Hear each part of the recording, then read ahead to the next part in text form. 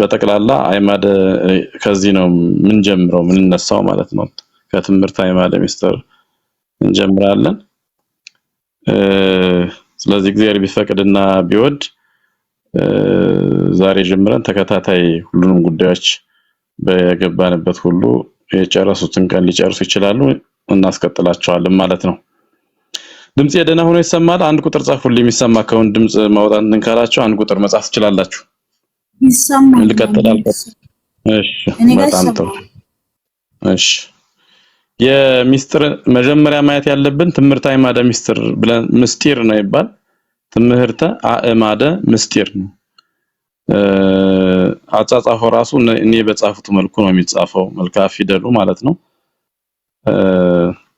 ስለዚህ መጀመሪያ ምስጢር ማለት ምን ማለት እንደሆነ የትርጉሙን ነው ምናየው ማለት ነው ምስጢር ስንል ሚስጥር መባላቸው እነዚህ አምስቱ አይማድ እንዲው ስለማይነገሩ ድብቅ ስለሆኑ ነውስ ሌላ ነገር አላቸው የሚለውን እናያለን ከትርጉሙ አንፃር ስንነሳ ሚስጥር ማለት አመስጠረ የሚል የግዝ ግስ አለ አመስጠረ ማለትም ሚስጥር አደረገ ሰወረ ደበቀ ተብሎ ይተረጎማል እና ከዛ የወጣ ነው ማለት ነው አመስጠረ ማለት ሚስጥር አደረገ ሰወረ ደበቀ አረቀቀ ከሚለው የግዝ ግስ የተገኘ ነው ማለት ነው ስለዚህ ምስጢር ስንል ድብቅ ስውር ሽሽግ የሆነ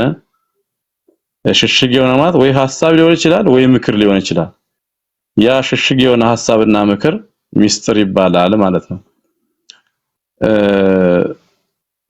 እነዚህ አይማደ ሚስጥራት ግን ሚስጥር ስንላቸው ማይነገሩ ማለት አይደለም እነዚህ ምናስተምራቸው ምናገራቸው ትምርቶች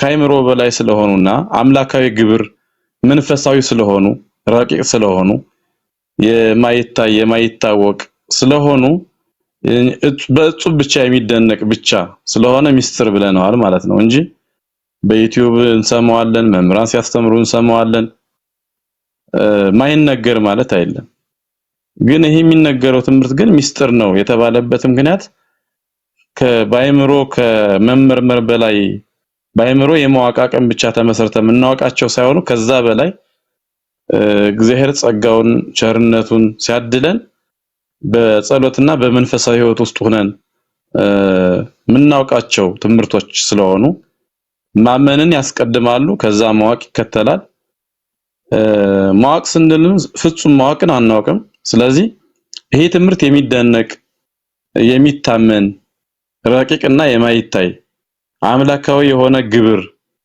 መንፈሳዊ የሆነ ነገር ስለሆነ ሚስጥር ተብሏል በተለይ ደግሞ ላማኝ አምነው ለየመጡ ብቻ የሚነገር ነው ስለዚህ ከዚህ የተነሳ ነው ሚስጥር ያልናቸው ማለት ነው ስለዚህ ሚስጥር ማለት ይሄን መሰረት ያደረገ ትርጉም አለው ስለዚህ በቅዱስ ቤተክርስቲያን አስተምሮ አንፃር ሲተረጎም ምስጢር ምንለው አምላካዊ ግብር መንፈሳዊ ረቂቅ የማይታይ የማይታወቅ ግን ደግሞ የሚታመን ማለት ነው የሚደነቅ ነው በእጹብ ይወሰናል እጹብ ይባላል ሚስጥረ ስላሴን አንድም ሶስትም ብለን እናምናለን ልዩ አንድነት ልዩ ሶስትነት ነው ያላቸው ከፍጥረታት በላይ ባይምሮ አቅም ማዋቅና ማስረዳት መመራመር አንቺም ከዛ በላይ ናቸው ባይምሮ ከማዋቃቅም በላይ ስለሆኑ በእጹብ ሁሉ ይወሰናል ይሄንን ወደ ዋናው ትምህርት ስንገባ እናያለን ስለዚህ በስጋይን የማይታይ ነው ሚስጥር ምንለው ለነገር ሃይማኖት ስንሰጠው ማለት ነው ነገር ግን በእምነት አይን ደግሞ የሚታይ ማለት ነው ወይም ደግሞ በእግዚአብሔር ፈቃድና ቸርነት እንጂ የሰው ልጅ በራሱ ጥበብ መርምሮ ሊደርስበት ሊያውቀው የማይችል ማለት ነው ሚስጥር ስንል ከቤተክርስቲያን አስተምሮ አንፃር ሚስጥርን ስንተረጉመው በስጋይን የማይታይ ነገር ግን በእምነት አይን የሚታይ ነው በእምነት አይን አንድም ይሉና አባቶቻችን ይህንን ሚስጥር ሚለውን ሲነግሩን ሚስጥራት ለምን እንደተባሉ በእግዚአብሔር ፈቃድና ቸርነት እንጂ የሰው ልጅ በራሱ ጥበብን መርምሮ ሊደርስበት ሊያውቀው የማይችል ተብሎ ይተረጎማል። እንዲሁ ከሚስጥር ሐሳብ ሳንወጣ የፍጡራን እና የፈጣሪ ሚስጥር ተብሎ በሁለት ይከፈላል። ሚስጥር የፍጡራን እና የፈጣሪ ሚስጥር ተብሎ በሁለት ይከፈላል። የፍጡር ሚስጥር አለ፣ የፈጣሪ ሚስጥር አለ። የፍጡር ሚስጥር የሚባለው የመላእክት ሚስጥርና የሰዎች ሚስጥር በመባል ይታወቃል። አሁንም የፍጡር ሚስጥር የመላእክት ሚስጥር አለ፣ የሰዎች ሚስጥር አለ። የመላእክት ሚስጥር ማለት ሰው ስለ መላእክት የሚያውቀው ነገር ማለት ነው። ያ ስለ መላእክት የምናውቀው ነገር እግዚአብሔር ለኛ ወዶና ፈቅዶ በቅዱሳት መጻሕፍት የገለጸለትን ብቻ ነው ሊያውቅ የሚችለው ስለ መላእክትም ቢሆን ማለት ነው። ስለ መላእክትም ቢሆን እግዚአብሔር ወዶና ፈቅዶ በቅዱሳት መጻሕፍት የገለጸለትን ያህል ብቻ ነው ማወቅ የሚችለው። ይሄ የመላእክት ሚስጥር ይባላል። የሰዎች ሚስጥር የሚባለውም ሰዎች በልቦናቸው ሰውረው የሚይዙት ወይም ደግሞ ሁለትና ከሁለት በላይ 3 ሊሆን ይችላል፣ 4 ሊሆን ይችላል በሆኑ ሰዎች መካከል ለጊዜው በድብቅ በስጉር የሚያዝ ሲሆን በሂደት በጊዜ የሚፈታ የሚገለጥ ነው። የሰዎች ሚስጥር የሚፈታ የሆነ ጊዜ ይፈታል፣ ይተረጎማል፣ ይገለጣል፣ ይታወቃል። ስለዚህ በጠቅላላ የሰዎችና የመላእክት ሚስጥር የመላእክት ሚስጥርን እግዚአብሔር ፈቅዶልን ነው የምናውቀው። የሰዎች ሚስጥር ግን ጊዜ ነው የሚፈታው፣ በጊዜ ይፈታል። የሆነ ጊዜ ሊታወቅ ይችላል፣ ሊገለጥ ይችላል። ስለዚህ ስውር አይደለም ማለት ነው። በሆኑ ሰዎች መካከል ግን ሚስጥር ሆኖ ይቆያል። የፈጣሪ ሚስጥር ስንል ግን ከሰው ሁሌና በላይ ስለሆነ ያለ እግዚአብሔር ፈቃድ የማይገለጥ ነው። የሰው አእምሮ አስቦ መርምሮ የማይደርስበት ረቂቅ ስለሆነ የአምላክ ህልውና የአምላክ ግብር የአምላክ ሚስጥር ይባላል ማለት ነው። ስለዚህ በስጋዊ ምርምር በጥበብ ስጋዊ መረዳት የማይቻል ስለሆነ የፈጣሪ ሚስጥር እንለዋለን። እነዚህ ደግሞ አሁን ምንማራቸው አምስቱ አዕማድ ናቸው ማለት ነው። አዕማደ ሚስጥራት የምንላቸው ናቸው። ስለዚህ እነዚህን መሰረት አድርገን ነው ምንማማረው ነው። ስለ ሚስጥር የሚለውን በዚህ መያዝ እንችላለን። የሚስጥርን ትርጉም አየን።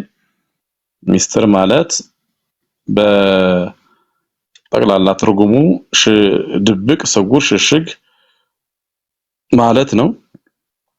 በመንፈሳዊ ትርጉሙ ደግሞ ከቅዱስ ቤተክርስቲያን አስተምሮ አንፃር ሚስጥር ማለት አምላካዊ ግብር፣ መንፈሳዊ፣ ረቂቅ፣ የማይታይ፣ የማይታወቅ ግን ደግሞ የሚታመን በእጹብ ብቻ እጹብ እየተባለ የሚደነቅ እጹብ ማለት የሚደነቅ እጹብ እያሉ አድንቀው ነው የሚያልፉ አባቶቻችን አምነው። ይሄውም በስጋ ዓይን የማይታይ ነገር ግን በእምነት ዓይን የሚታይ ማለት ነው።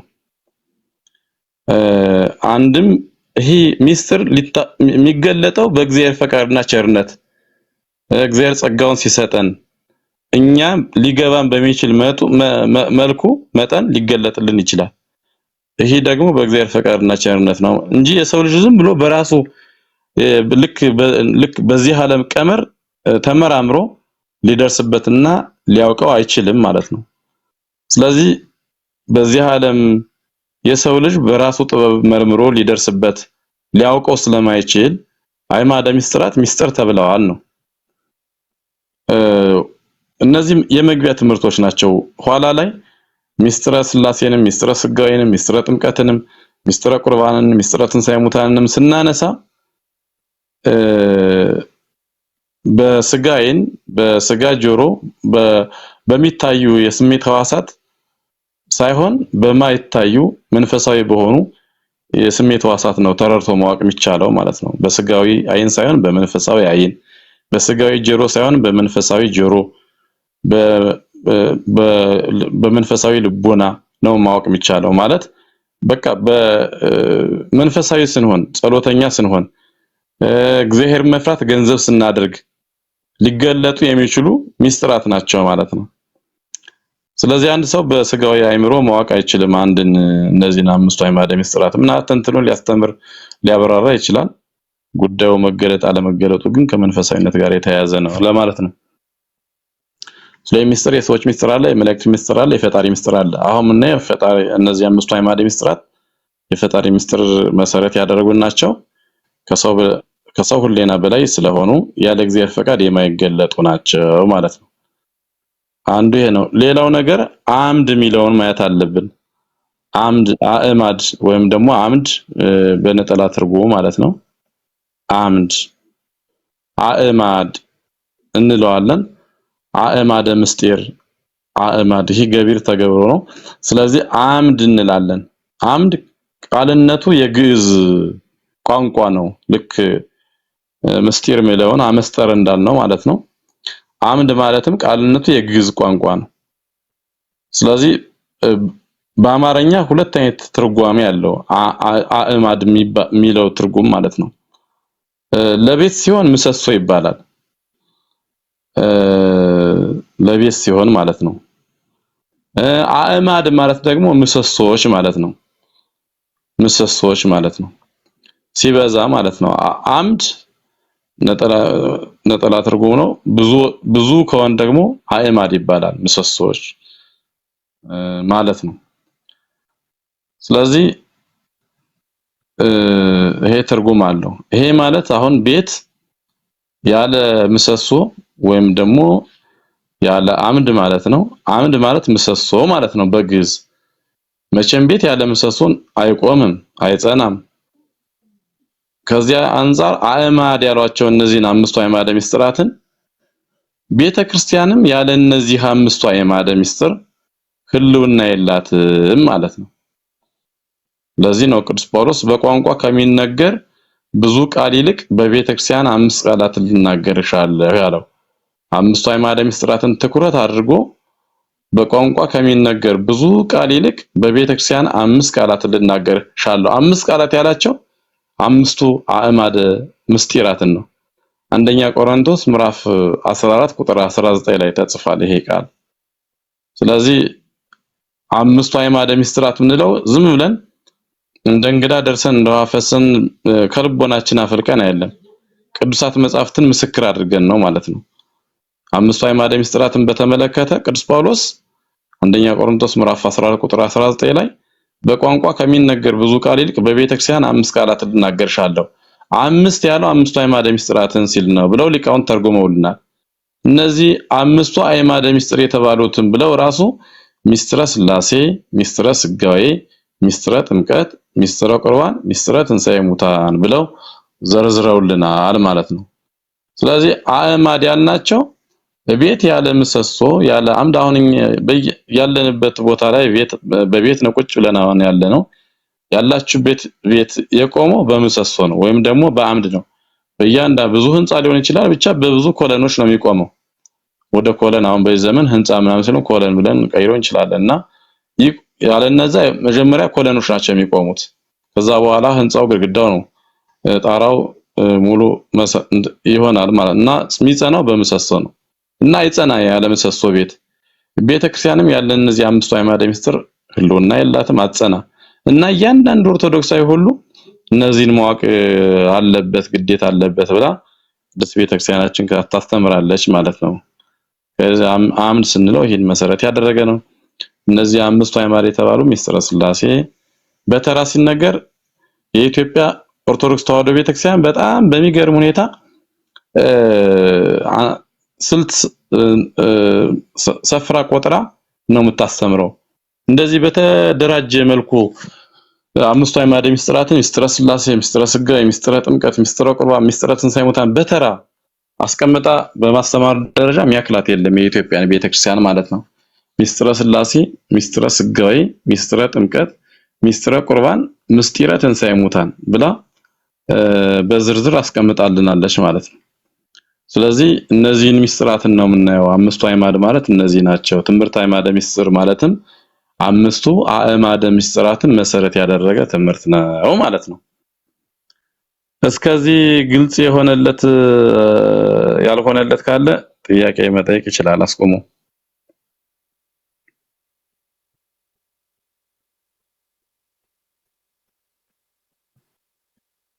ጥያቄዎች ካሉ ቀጥል ካላችሁ ደግሞ ቀጥላለሁ። ይሰማ ይሆን እስካሁን ሳወራ? ይሰማል መምህር፣ ግን ምንድነው የሆነ ነገር አንዳንዴ ይቆራረጣል።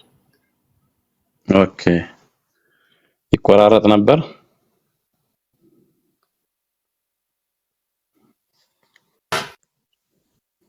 እሺ ስለዚህ እነዚህ ጋር ትኩረት አድርገን መማማር እንችላለን። ዝም እየተናገረ ብቻ እንዳላልፍ ሚስጥር የሚለው እንትን ገብቷቸዋል አይደል? ሚስጥር ማለት አመስጠር የሚል ግስ አለ። ስውር፣ ድብቅ፣ ሽሽግ የሚል ትርጉም ነው ያለው ቀጥታ ሲተረጎም ማለት ነው። ይህን መያዝ በመንፈሳዊ ትርጉም ከቤተክርስቲያን አስተምሮ አንፃር ሲታይ ደግሞ እኛ የሰው ልጆች በራሳችን ጥበብ መርምረን የማንደርስበት የማናውቀው ማወቅ የማንችለው አምላካዊ ግብር ስለሆነ ረቂቅ ስለሆነ የማይታይ ስለሆነ ግን ደግሞ የሚደነቅ ስለሆነ ሚስጥር ተብሏል ነው። ሚስጥር ያልነው ለዚህ ነው። አምስቱ አዕማደ ሚስጥራት ሚስጥር ያልናቸው አሁን ሌሎች የአማንያን አንበው ስላሴ ላይ ስጋዌ ላይ ስህተት እንደሚሰሩት ብዙ ትምህርቶች አሉ። የሚያስተምሩ መምህራን አሉ። በጉባኤ ይሰጣሉ፣ በአውደ ምሕረትም ይሰጣሉ። እነዚህ ትምህርቶች ሚስጥር መባላቸው እነዚህን ትምህርቶች ስንማር ነው በመንፈሳዊ ትርጉም ብቻ ነው የምንረዳቸው። የሰው ልጅ በራሱ ጥበብ መርምሮ ሊደርስበት ሊያውቀው ስለማይችል አምላካዊ ግብር መንፈሳዊ ረቂቅ የማይታይ ግን ደግሞ የሚደነቅ ስለሆነ ሚስጥር ተብሏል ነው። ይህንን በተመለከተ አባቶቻችን ሊቃውንተ ቤተክርስቲያን ማለት ነው አምስቱ አዕማደ ሚስጥራትን ስለምን ሚስጥራት እንደተባሉ ሲያብራሩ በዓይኔ ካላሳያችሁኝ በእጄ ካላስያዛችሁኝ ብሎ አላምንም አልማርም ይሉ ዘንድ አይገባምና በቃል ተምሮ በልቦና ተመራምሮ አዎን ብሎ የሚማሯቸው ስለሆነ እጹብ ነው አዎን ልክ ነው ብለው አምነው ከዛ የሚቀበሏቸው አምነው መታመናቸው የሚያረጋግጧቸው ስለሆኑ ሚስጥር ተብለዋል በማለት ገልጸውልናል። ለምን ቢባል እግዚአብሔር መንፈስ ነው። እግዚአብሔር መንፈስ በመሆኑ በመንፈሳዊው አእምሮና ዓይን ጆሮና እጅ ካልሆነ በቀር በነፍሳዊው እኛ አሁን ባለን በሚዳሰስ በሚጨበጥ ስጋና ዓይን አእምሮ ጆሮና እጅ ብቻ ሊታሰብና ሊታይ ሊሰማ ሊዳሰስ አይቻልም ማለት ነው። ከዚህ የተነሳ ነው ትምህርቱ ሚስጥር የተባለው እንጂ ስለማንማራቸው ስለማይነገሩ አይደለም ነው። በስጋዊ ጥበብ ምርምር መረዳት ስለማይቻል ሚለውም መውሰድ አንድ።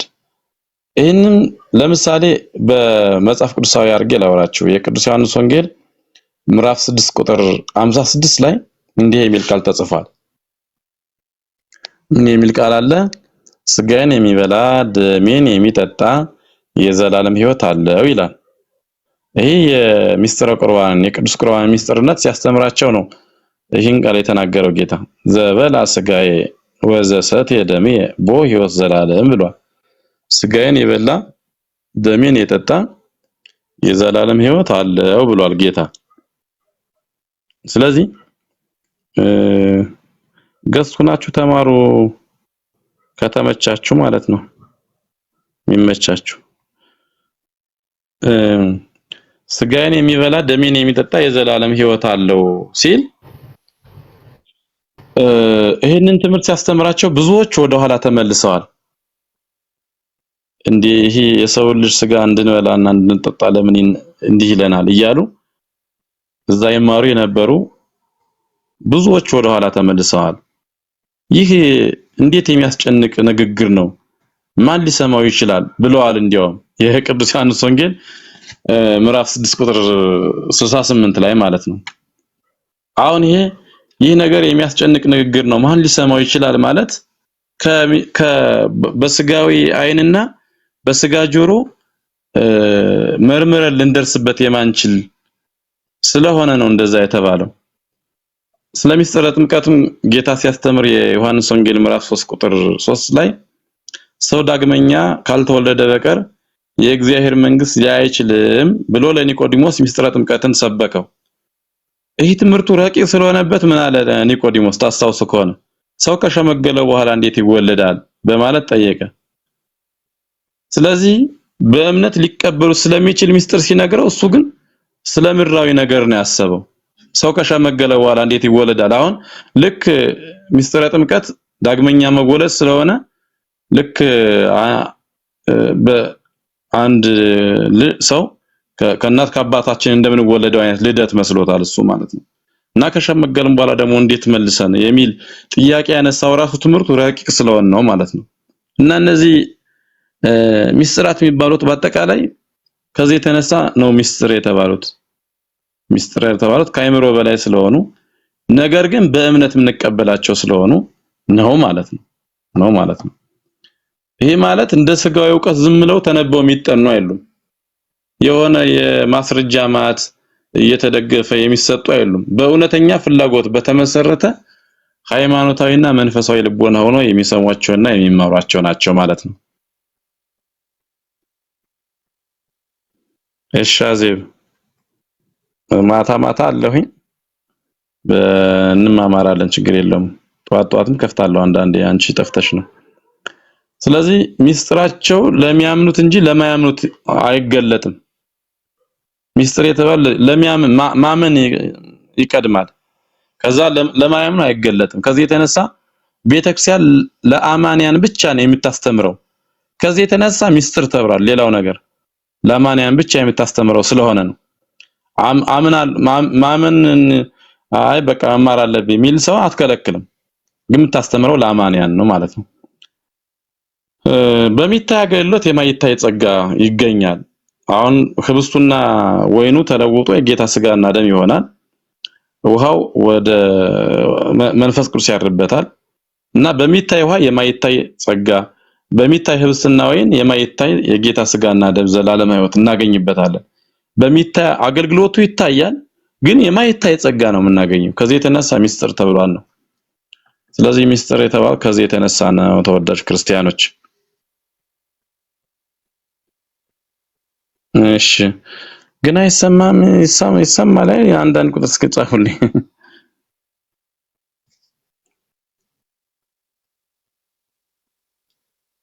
ታብታም ስለማይደረግ ይመስለኛል ነው። እንዴት ነው?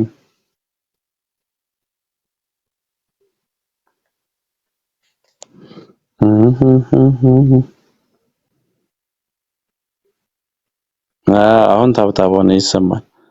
ሲመቻችሁ ታብታብ አድርጉ። ያው ማታ ማታ ብዙ ሰዎች ስለሚከፍቱ እንትን ይላል በጣም።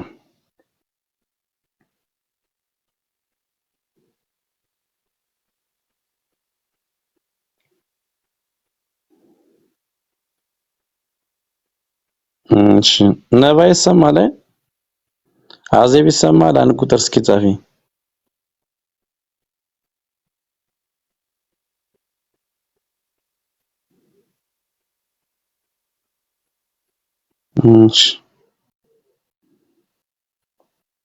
እሺ ሄና ጥሩ በጣም ስለዚህ ይሰማል።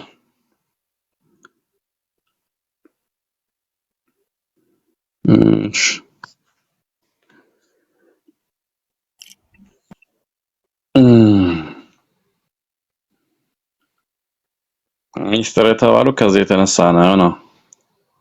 ስለዚህ አዕማድ ደግሞ ያልናቸው አምድ የግዕዝ ቃል ነው። አምድ የሚለው ነጠላ ቁጥር ነው። አዕማድ ደግሞ ሲበዛ ነው እና ምሰሶዎች ተብሎ ይተረጎማል። ምሰሶ ስራው ቋሚ ነገር ነው። ይቆማል፣ ይሸከማል፣ ተሸካሚ ነው እና ምሰሶ ማለት ነው። ስለዚህ ቤተክርስቲያን የእምነት መሰረት የሆኑትን ትምህርቶች አዕማደ ምስጢራት ትላቸዋለች። እንግዲህ ምሰሶ ወደ አንድ ጎን አያዘነብልም። ልኩንና ሚዛኑን ጠብቆ ነው የሚቆመው። ቤቱን ደግፎና አቅንቶ ነው የሚይዘው። እነዚህ አምስቱ አዕማደ ምስጢራትም የኦርቶዶክስ ተዋሕዶ ሃይማኖትን አቅንተው ደግፈው ስለሚይዙ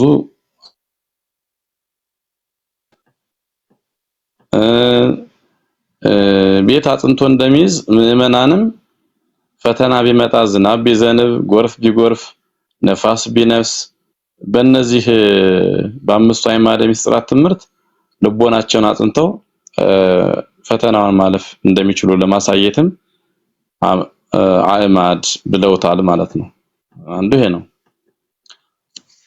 ለምን 5 ሆኑ? እንዲህ ይላል ቅዱስ ጳውሎስ አንደኛ ቆሮንቶስ ቅድም ነግሬያቸዋለሁ ምዕራፍ 14 ከቁጥር 18 እስከ 19 ሌሎችን ደግሞ አስተምር ዘንድ በማህበር እልፍ ቃላት በልሳን ከመናገር ይልቅ 5 ቃላትን በአእምሮዬ በማስተዋል ልናገር እወዳለሁ ብሏል። በአእምሮዬ በማስተዋል 5 ቃላትን ብሏል። ከዚህ የተነሳ ነው ይህንን መሰረት አድርገው አባቶቻችን 5 ቃላት ያለው ብለው 5 አዕማደ ምስጢራትን ያመለክታል ብሎ አስረድተዋል። ስለዚህ በዝርዝር 5 አዕማደ ምስጢራት ነገረ ሃይማኖትን የሚያስረዱ ስለሆነ 5 ብለዋቸዋል ማለት ነው። 5 አዕማደ ምስጢራት ነገረ ሃይማኖትን በዝርዝር ባጭሩ የሚያስረዱ ስለሆነ 5 አዕማደ ምስጢራት ብለዋቸዋል።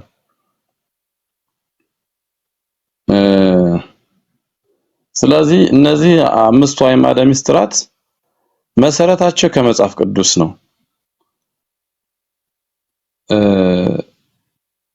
እነዚህን ለምሳሌ 5 አዕማደ ምስጢራትን በተመለከተ ቤተክርስቲያናችን የምትቀበላቸው ዓለም አቀፍ ጉባኤያት የሚባሉ አሉ። ጉባኤ ኒቂያ፣ ጉባኤ ቁስጥንጥንያና ጉባኤ ኤፌሶን ማለት ነው። በሶስቱም ዓለም አቀፍ ጉባኤያት ማለት ነው ሊቃውንት በወቅቱ ለተነሱት መናፍቃን መልስ ከሰጡ በኋላ ሙሉን 5ቱን አዕማደ ምስጢራት በጸሎተ ሃይማኖት አስቀምጠዋቸዋል። ጸሎተ ሃይማኖት ማይደግም አይኖርም መቼም እዚሁ ላይ ጸሎተ ሃይማኖት ነአምን በአሃዱ አምላክ እግዚአብሔር በአንድ አምላክ በእግዚአብሔር አብ እናምናለን ብለናል። በእግዚአብሔር አብ ያለውን እምነት ስንገልጽ ማለት ነው ያለን ወነአምን በአሐዱ ጊዜ ኢየሱስ ክርስቶስ በኢየሱስ ክርስቶስ ያለውን እምነት ያሳያል። ወነአምን በመንፈስ ቅዱስ ጊዜ ማህያዊ በመንፈስ ቅዱስ ያለውን እምነት በመግለጽ እነዚህን መሰረት አድርገው ምስጢረ ሥላሴን አጽንተዋል። አብ ወልድ መንፈስ ቅዱስ ብለው ከዚያ ዘበንቲያነ ለሰው በእንተ መላእክት ወረደም ሰማያት ተሰባት ሰገው መንፈስ ቅዱስ ማርያም ቅድስት ድንግል ብለው ምስጢረ ሥጋዌን ማለት ነው። ወነአምን በአሐቲ ቅድስት ቤተክርስቲያን በማለት ሥጋው ደሙ የሚፈተትባትን ቤተክርስቲያን በመጥቀስ ምስጢረ ቁርባንን ያጸናል። ወነአምን በአሐቲ ጥምቀት ብለው ምስጢረ ጥምቀትን ያጸናል። ወንሴፎ ትንሣኤ ሙታን ብለው ምስጢረ ትንሣኤ ሙታንን ስለዚህ ጸሎተ ሃይማኖትን ሙሉ ስናየው የሚያስረዳን 5ቱን አዕማደ ምስጢራት ነው ማለት ነው። 5ቱን አዕማደ ምስጢራትን ነው ሙሉ 5ቱ አዕማደ ምስጢራት መሰረት ያደረገ ነው ትምህርቱ። ሙሉውን ነው ጸሎተ ሃይማኖትን ብናየው ያን ነው የሚያስረዳን። የተመቻችሁ ገበታችሁን ማር ይችላልላችሁ። ምስጢረ ሥላሴ የሥላሴ አንድነትና ሶስትነት ምስጢረ ሥላሴ ስንል እንደመግቢያ ስለሆነ ዛሬ እያየን ያለነው በቀላሉ ቀለል አድርጌ ለማስተማር ነው ሞከረው። እሺ ምስጢረ ሥላሴ የሥላሴ አንድነትና ሶስትነት፣ ምስጢረ ሥጋዌ የአምላክ ሰው መሆን እነዚህ ሁለቱ አምነን የምንቀበላቸው ናቸው። ነገረ መለኮትን መሰረት ያደረገ ትምህርት አላቸው። የማት ዘመናቸው ራሱ ቅድመ ዓለም ከዘመናት በፊት ያለውን ሙሉ ጠቅላላ ያስረዳሉ። የሥላሴ አንድነትና ሶስትነት ምስጢረ ሥላሴን መሰረት ያደረገ ትምህርት ሥላሴ አንድም ሶስትም ምስጢረ ሥጋዌ የአምላክ ሰው መሆንን መሰረት ያደረገ ነው። ምስጢረ ጥምቀት ዳግም መወለድ ነው። ምስጢረ ቁርባን ስለ ክርስቶስ ሥጋና ደም የሚያስረዳ ነው። ምስጢረ ትንሣኤ ሙታን ዳግም ምጽአት ነው። እነዚህ ጥምቀትና ቁርባን ምስጢረ ሥላሴና ሥጋዌን ካመንን በኋላ መታመናችንን ተግባራዊ ምላሽ ለመስጠት በተግባር የምንፈጽማቸው ናቸው። ምስጢረ ጥምቀትና ቁርባን ማለት ነው። ከዛ ይሄንን ከፈጸም በኋላ በተስፋ ዳግም ምጽአትን እንጠብቃለን ማለት ነው። ነገረ ሕይወት ዘላለምን ማለት ነው። ከዓለም ፍጻሜ በኋላ የሚሆነውን ስለሚያስረዱ ጥምቀትን እንዳረቦን እንደመያዣ አድርገን ልጅ እንሆንና መንግስቱን ለመውረስ ክብሩን ለመቀደስ ደግሞ በተስፋ እንጠብቀዋለን ማለት ነው። ምስጢረ ትንሣኤ እና የቅድስት ቤተክርስቲያናችን ያልተፈጸመ ተስፋ የሚባለው ራሱ ይሄ ምስጢረ ትንሣኤ ሙታን ነው። ስለዚህ ይሄን መሰረት ያደረገ ትምህርት ነው ማለት ነው። ሙሉ 5ቱ